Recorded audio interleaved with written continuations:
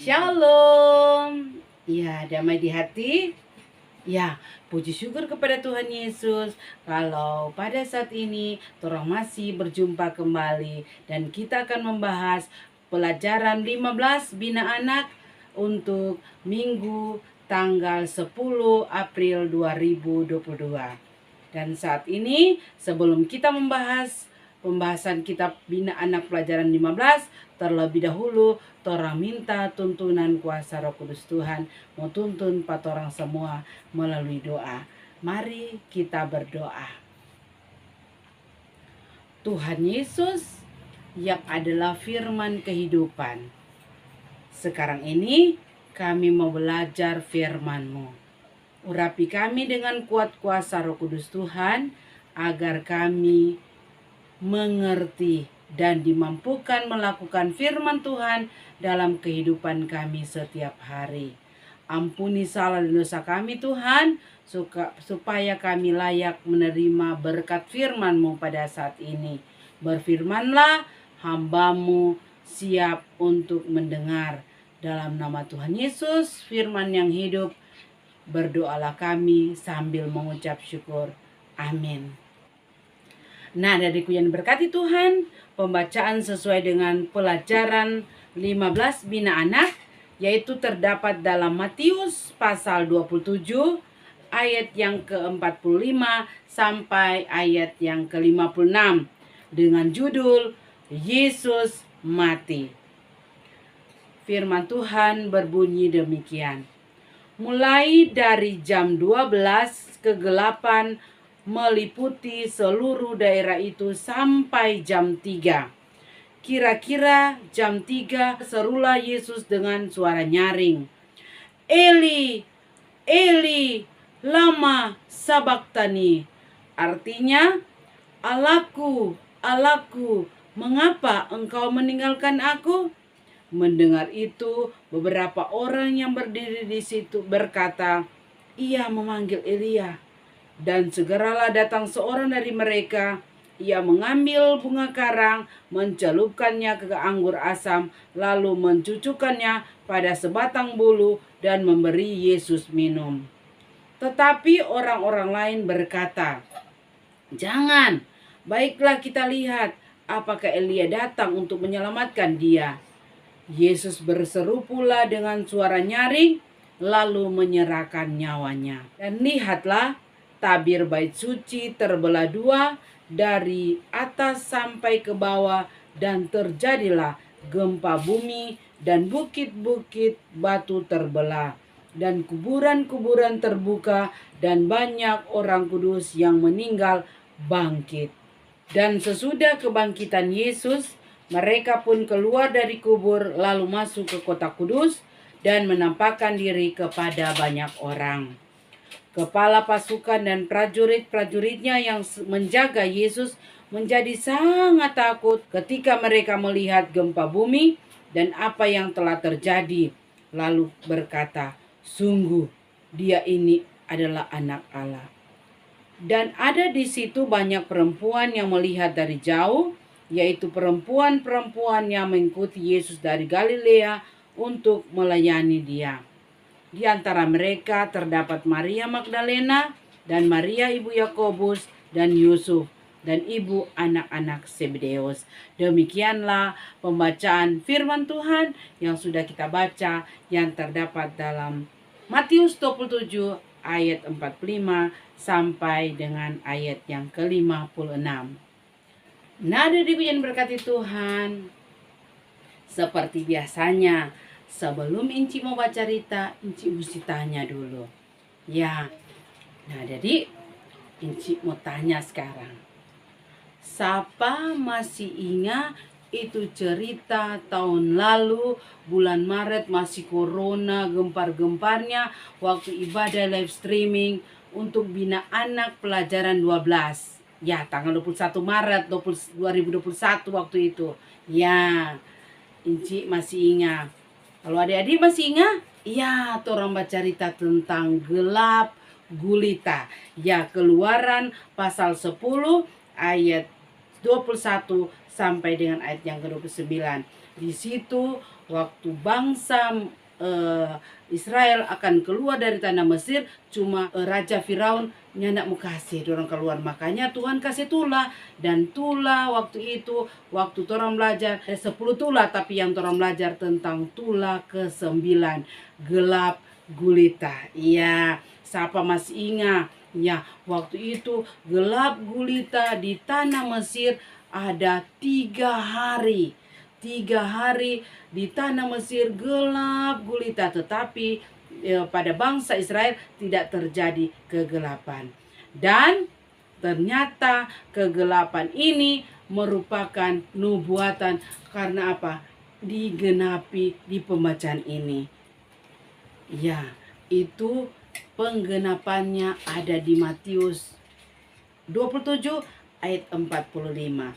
Mulai dari jam 12 kegelapan meliputi seluruh daerah itu sampai jam 3.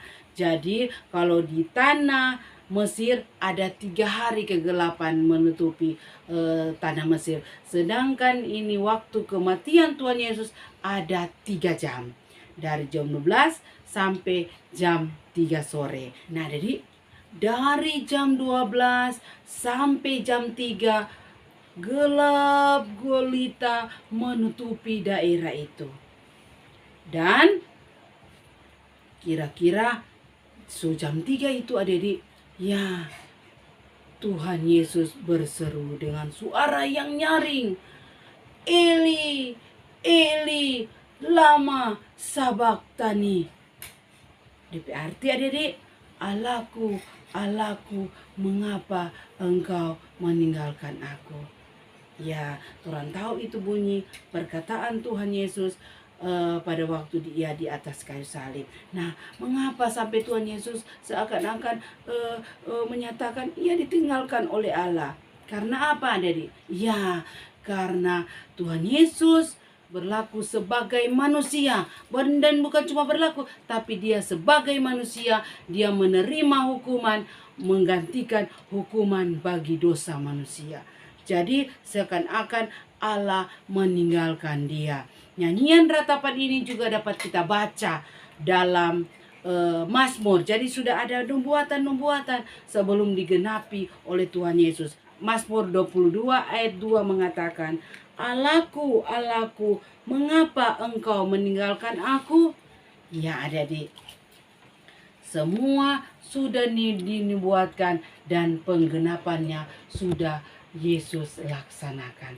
Tuhan Yesus laksanakan di atas kayu salib. Jadi dia merasa dia Tuhan, dan sebagai manusia dia juga merasa bahwa Allah telah meninggalkan dia. Adik-adikku yang diberkati Tuhan, pada saat itu orang-orang yang berdiri di situ bilang, dia memanggil Elia. Dia memanggil Elia. Orang Lia, apakah Elia datang menolong dia? Jadi itu maju orang Lia. Kalau betul Elia mau datang, mau tolong Pak Tuhan Yesus. Nah, anakku yang diberkati Tuhan kita Yesus Kristus, pada waktu itu juga bersegera datang seseorang. Dia ambil bunga karang, dia celupkan di anggur asam, pun dia cucukan. Dia cucukan pada sebatang bulu dan memberi Tuhan Yesus minum. Nah, adikku yang berkati Tuhan, ya, orang bilang, jangan, baiklah, kita lihat apakah Elia datang, mau tolong Pak dia, Pak Tuhan Yesus. Iya, adik-adik yang berkati Tuhan. Lalu pada saat itu Tuhan Yesus berseru dengan suara nyaring dan menyerahkan nyawanya. Dan lihatlah adik-adik, bukan main, tabir Allah terbelah 2 dari atas sampai di bawah. Ya, terjadi gempa bumi dan bukit-bukit batu terbelah. Adik-adikku yang diberkati Tuhan, mengapa sampai tabir atau rambil atau tirai Allah terbelah? Nah, di sini menandakan waktu pelajaran lalu Musa membuat bait Allah, ada pelataran, baru ruang kudus dan ruang maha kudus. Jadi yang ruang maha kudus hanya boleh masuk imam imam besar. Dan imam besar itu hanya masuk 1 kali dalam 1 tahun. Jadi yang cuma boleh masuk di ruang Maha Kudus yaitu imam besar. Jadi adik-adik, itu tirai itu antara ruang kudus dan ruang Maha Kudus terbelah dua. Terbelah dua dari atas sampai di bawah. Iya, dia terbelah dua. Apa maksudnya? Di sini maksudnya itu tanda tidak ada lagi yang menghalangi antara ruang kudus dan ruang Maha Kudus. Jadi kita yang berdosa boleh langsung orang bertemu dengan Tuhan. Nyanda ada lagi perantara. Karena pada waktu perjanjian lama kita hamba-hamba atau torang mesti baku dapat imam dulu, mesti menyatakan torang berkesalahan, baru imam berdoa dalam ruang Maha Kudus. Tapi kalau sekarang pada waktu Tuhan Yesus mati, tabir terbelah dua. Artinya tidak ada penghalang lagi atau batasan lagi untuk kita datang kepada Tuhan Yesus. Ya, ayat yang ke 51 berkata, dan lihatlah, tabir bait suci terbelah dua dari atas sampai ke bawah, dan terjadilah gempa bumi dan bukit-bukit batu terbelah. Bukan main adik-adik. Tanda kematian Tuhan Yesus disertai dengan peristiwa-peristiwa alam yang menandakan betapa luar biasanya Tuhan Yesus. Sedangkan mati saja ada tanda. Ya, adik-adik yang berkati Tuhan kita Yesus Kristus. Dan di situ pada ayat yang ke-53, dan sesudah kebangkitan Yesus mereka pun keluar dari kubur lalu masuk ke kota kudus dan mereka menampakkan diri kepada banyak orang. Ya, di sini tentu ada yang bertanya, siapa itu orang kudus? Ya, orang-orang kudus yaitu orang-orang dalam perjanjian lama, orang-orang kudus yang mati atau yang meninggal terlebih dahulu, tapi mereka percaya kepada Tuhan dan mereka dibangkitkan pada waktu terjadi kebangkitan Tuhan Yesus. Adik-adikku yang berkati Tuhan, kepala pasukan dan prajurit-prajurit yang menjaga Yesus menjadi sangat takut. Aduh, memang betul dia ini anak Allah. Jadi pertanyaan Pak orang, mengapa sampai jam 3? Karena kalau di perjanjian lama itu jam 3 itu imam-imam besar sedang menyerahkan korban petang. Dan Yesus menyerahkan nyawanya jam 3 tepat, dia berseru, dia menyerahkan nyawanya, dan itulah tanda kematiannya, bahwa dia menyerahkan tubuhnya sebagai domba Paskah, seperti yang dilaksanakan oleh imam-imam menyerahkan domba petang. Adik-adikku yang diberkati Tuhan, dari pembahasan tentang Yesus mati, bina anak pelajaran 15, di situ torang boleh belajar. Ya, di sini torang belajar kematian Tuhan Yesus atau Tuhan Yesus mati. Di sini Tuhan Yesus mengalami kematian secara jasmani, yaitu dalam kata-kata Tuhan Yesus di kayu salib, dia mati secara jasmani. Ya Bapa, ke dalam tanganmu kuserahkan nyawaku. Dan Tuhan Yesus juga mengalami kematian rohani, yaitu sama dengan Ciban tadi, dia rasa Tuhan Allah meninggalkan dia dan dia merasa terpisah dari Allah. Itu adalah kematian rohani. Dan Tuhan Yesus mengalami kematian memikul hukuman kekal. Kalau orang yang besar-besar, anak besar, pasti orang tahu pengakuan iman rasuli. Tuhan turun ke kerajaan maut, tetapi hanya tubuh, karena rohnya naik kepada Allah. Jadi orang belajar di sini kematian dari Tuhan Yesus, ada mati secara jasmani, ada mati secara rohani terpisah dari Allah, dan memikul hukuman kekal. Adik-adikku yang berkati Tuhan kita Yesus Kristus, karena Tuhan Yesus kasih yang ada ganti patorang, ya dia mewakili patorang di atas kayu salib, dipikul oleh Tuhan Yesus. Dia seakan-akan terpisah dari Tuhan Allah. Untuk siapa, adik? untuk torang semua, enci dan adik-adik semua. Walaupun dia tidak bersalah, dia tidak berdosa, namun dia menjadi berdosa oleh karena kita. Dia menjadi terkutuk karena pemberontakan kita. Dia dipukul, diejek, diolok, dihina, bahkan menderita mati untuk menebus dosa dan kesalahan kita.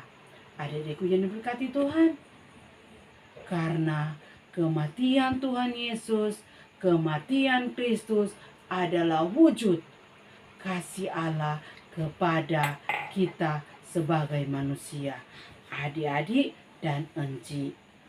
Dengan kematiannya, Tuhan Yesus membuka tabir supaya kita orang berdosa dapat berhubungan langsung dengan Tuhan Yesus dan memanggil Tuhan sebagai Bapa dan menerima keselamatan yang dari Tuhan. Tuhan Yesus mati, adik-adik, orang semua diselamatkan dari segala dosa dan penderitaan kita dan segala kesalahan kita. Tuhan Yesus di sini menjadi penggenapan dari suatu rancangan Allah bagi manusia menuju ke kekekalan hidup. Jadi adik-adik, orang yang sudah ditebus Tuhan Yesus di kayu salib, orang menyadari, aduh, bukan main nah, Tuhan Yesus mati di atas kayu salib. Bagaimana orang mau respon, orang mau balas Tuhan Yesus kasih. Di sini orang boleh lakukan dengan memasuki minggu sengsara yang terakhir, minggu sengsara yang ke-6.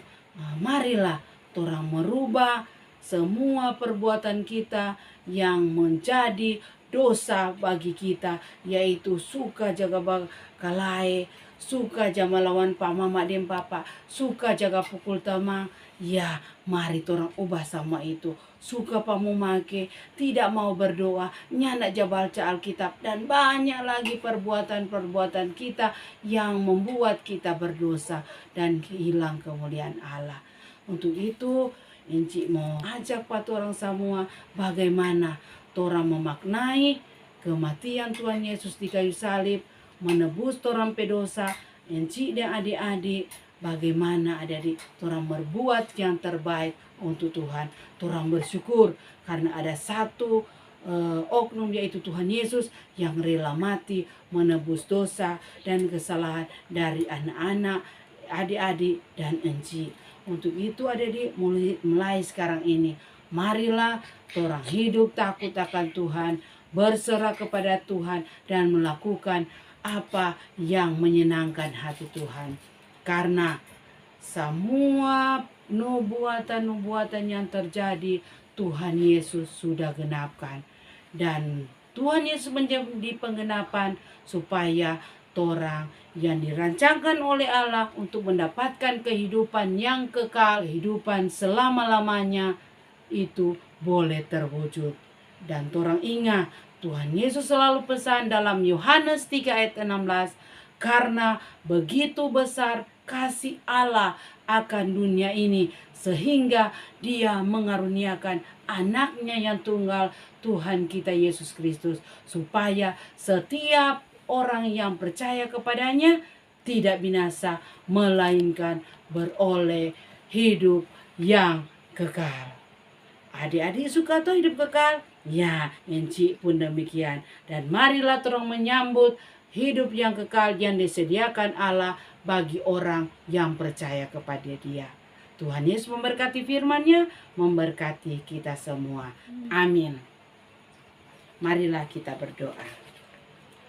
Tuhan Yesus Bapa di sorga, terima kasih atas pengorbanan Tuhan Yesus di kayu salib, menebus dosa kami umat manusia.